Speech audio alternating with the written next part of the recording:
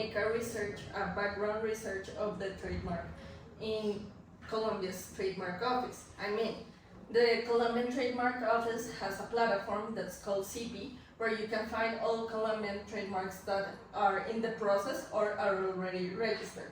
This in order to find if there's another trademark related or that can confuse.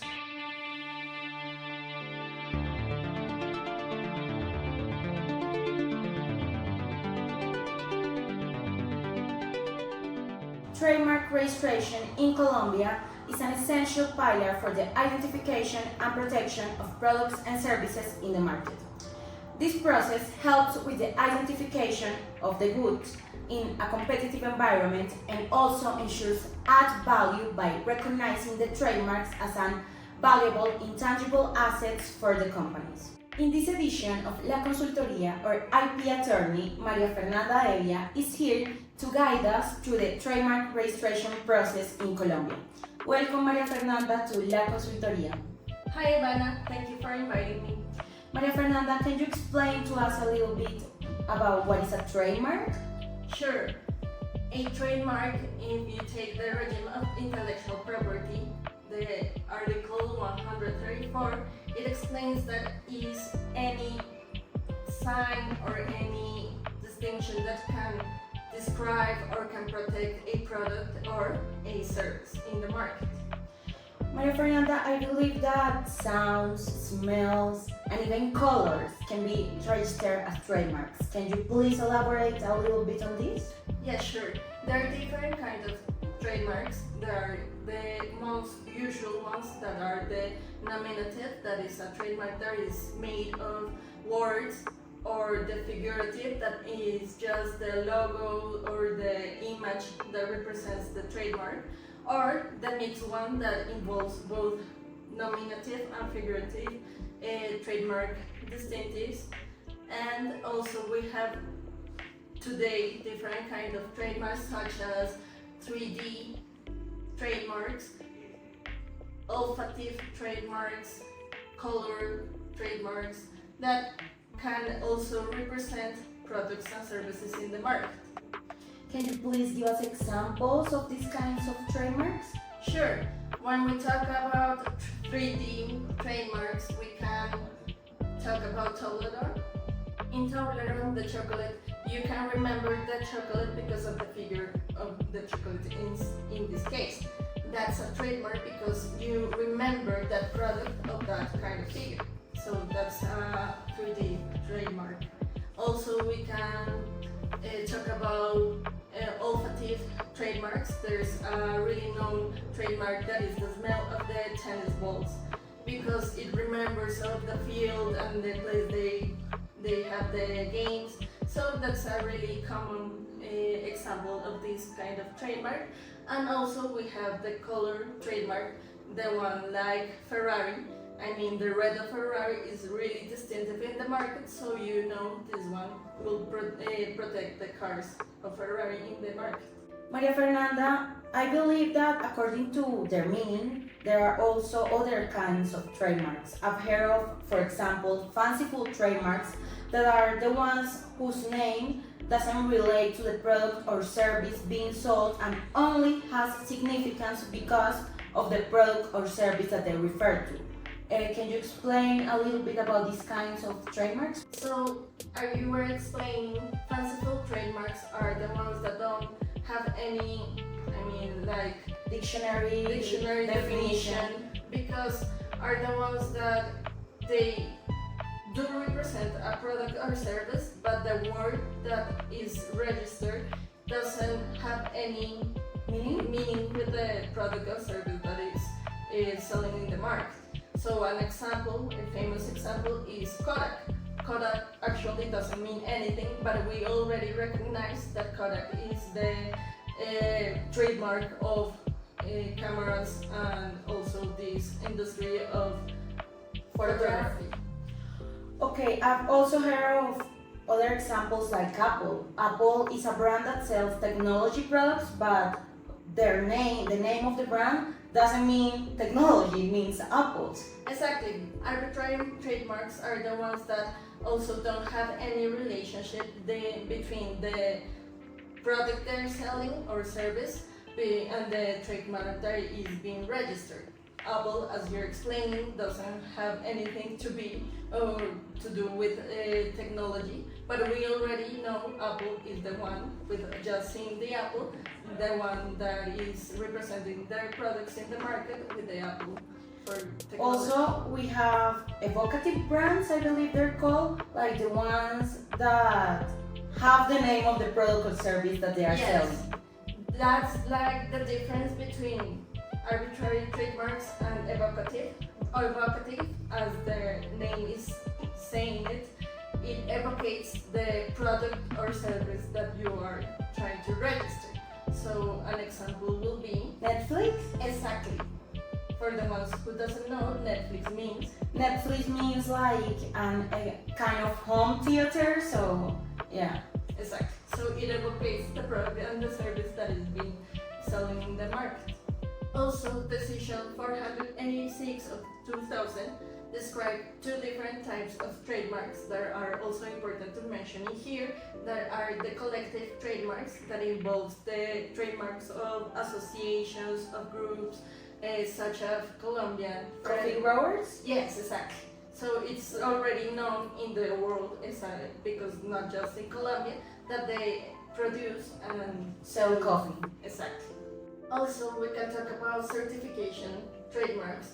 That are the ones that they want to certificate the standards of the product or service that is being sold in the market. Some kind of example, it can be the R-rated movies, because you know the ones that have this explicit trademark is for people of class 17 or the R-rated mark that you are using in the movie. Maria Fernanda, once that we have identified the kind of trademarks that we want to register, what is the registration process here in Colombia? Well, once you have decided what's your trademark to register, the first thing you have to do is to make a background research of the trademark in Colombia's trademark office. The Colombian Trademark Office has a platform that's called CP, where you can find all Colombian trademarks that are in the process or are already registered. This in order to find if there's another trademark related or that can confuse other people consumers in the market. So you have to do this research first in order to know that you will not have a problem in the future, so you can start the affiliation of the trademark in Colombia's trademark office. So in this research, once you have decided the trademark you're going to file, you also have to establish what kind of product and what kind of service it is established related to the NIS classification list. This is a list where you can distinguish all the products and services, and you can decide which one is the one you're going to register. So once you have done all the research and you have decided the classification of your product or service, you file the application of the trademark you want to register, and the Colombian Trademark Office will study if the form is okay. If everything in this application is okay, so they can publish it with all the other trademarks that are being processed. So if any third part wants to say maybe that trademark they already have is related or can confuse the consumers in the market, they can raise their hand and they can file an opposition.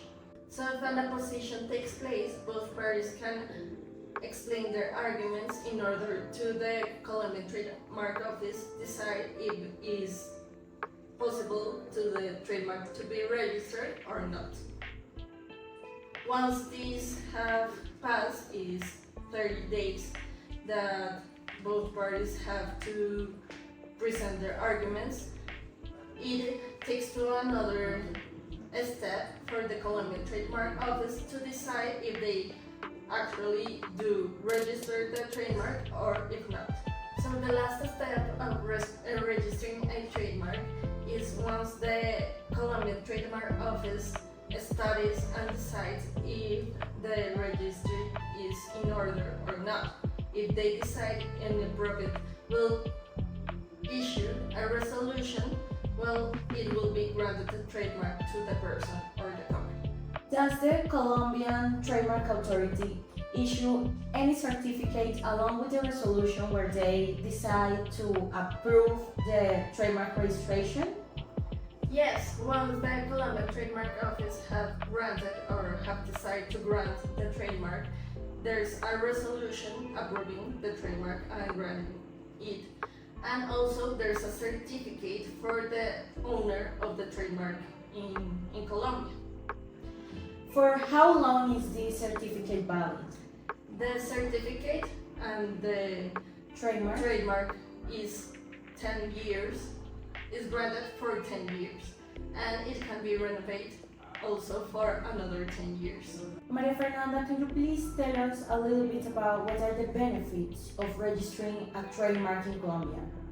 Well, there are a lot of benefits of registering your trademark in Colombia, but I believe one of the most important ones is that it can help you identifying or establishing the origin of the product or service that you are selling in the market.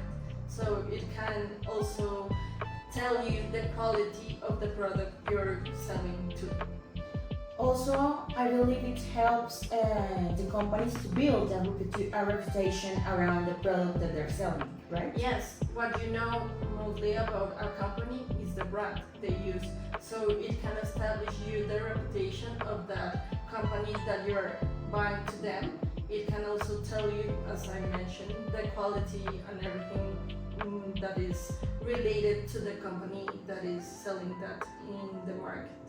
María Fernanda, what kind of advice would you give to someone interested in registering their trademarks here in Colombia? Well, the first advice I will give is to establish the trademark you're going to use, do the brand or the trademark research in the Colombia's trademark platform, because if there's another trademark that is similar to yours, you will have to change it, so you won't be investing in it. And also that once you have established that background research will help you to decide the classification and if you will continue using this trademark in order to represent your products or services in the market. María Fernanda, I believe that the advice of an IP attorney can also be important at the moment to pay for the administrative fees for the registration at the Trademark Registration Office, because there may be some discounts that can be applied to certain persons that comply with certain requirements, right? Yes, in Colombia we've known that the trademarks are really important, also as all intangibles. So the Colombia Trademark Office have decided like different kind of discounts that can be applied to different kind of people or communities, so they can have a lower administrative fee. Thank you, María Fernanda, for being here today. I hope that everything that you taught us is useful for our public. Thank you, Ivana, for inviting me. It was a pleasure being here.